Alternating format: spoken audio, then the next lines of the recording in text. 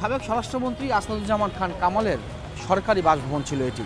তবে যে অবস্থা এখন দেখতে পাচ্ছি এখানে আসলে বাসযোগ্য অবস্থায় নেই, এবং গত কয়েকদিনে সরকার পতনের পরে সবচেয়ে বেশি পরিমাণ যে আলোচিত নামটি ছিল তার মধ্যে কিন্তু অন্যতম ছিলেন সাবেক স্বরাষ্ট্রমন্ত্রী।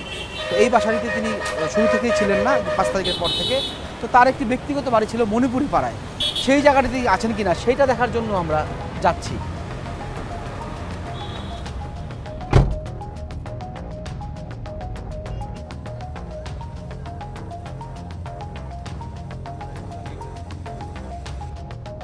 সাবেক স্বরাষ্ট্রমন্ত্রীর সব আত্মীয়রাই থাকতেন রাজধানীর মণিপুরি পাড়ার এই বাসায়। টিম 360 ডিগ্রি যখন ওখানে যায় তখন পুরো বাসা থমথমে অবস্থা। দারোয়ান জানালেন সরকারি এক কর্মকর্তা এসেছেন অনুসন্ধানে। হ্যাঁ, আমার এক হইতাছে যে আমি দুদকের লোক, যে এরকম এরকম এরকম এরকম মামলা হয়েছে সবার নামে, এই তোমরা এই জায়গায় ইয়া করতেছো, যে তুমি এই জায়গায় থাকো, তুমি এনে না থাকাটাই বেটার। দেখা গেল স্বরাষ্ট্রমন্ত্রীর বাসার নিচে রাখা গাড়ির চাবি বানাতে ব্যস্ত দুজন। টিম 360 ডিগ্রি তার পরিচয় জানতে চাইলে দাবি করেন তিনি একজন ছাত্র সমন্বয়ক। আমি ওটা বলতে চাচ্ছি না, আমি ওটা বলতে চাচ্ছি না। ফার্মগেট টু বিজয় সরণির এই দায়িত্বেও একজন আছে সমন্বয়ক, যিনি ওখানে বসেন। হ্যাঁ, আমার কথা হচ্ছে ওনাকে নক করে আসছে কি আপনি কার রেফারেন্সে আসছেন এটা তো মানে ওনাদেরকে বলেন। ওদিকে ক্যামেরা দেখে ছুটে আসেন আশপাশের মানুষও।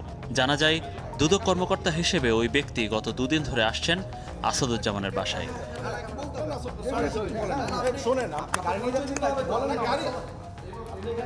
এর মাঝে চলে যেতে চাইলেন গাড়ির চাবি বানাতে আসা 2 ব্যক্তিও। আমি আসছি নিকুঞ্জ থেকে। হ্যাঁ, কি হিসেবে আসছেন? বড় ভাই বলেন। গাড়ি রিমোট বানানোর জন্য। কে আনছে আপনার? এই ওনার আনছে। কি পরিচয় আনছে? গাড়ির কাজ করবে, রিমোট বানাবে। রিমোট নেই। রিমোট নাই, কিন্তু উনি কে, কার পরিচয় দিয়েছে? উনি তো আসলে আমাদের কাজটা দিছে একজন বাইরের একটা শোরুমে, এই দোকানে ওখানে পাঠাইছে, নিয়ে আসছে আর কি।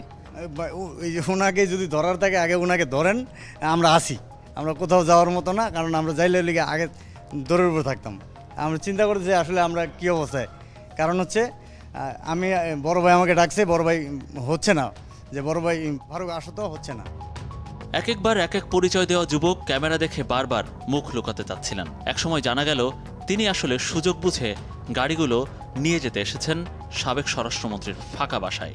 নাম পরিচয় পরে এইভাবে হুট করে আপনার নাম পরিচয়টা বলেন, হুট করে ফুটেজ নিয়েছেন, নাম পরিচয়টা বলেন। কথা বল, একদম কান কুন ফাটা বলুন তো পিটায়া। পরে তাকে তুলে দেওয়া হয় আইনশৃঙ্খলা রক্ষাকারী বাহিনীর হাতে।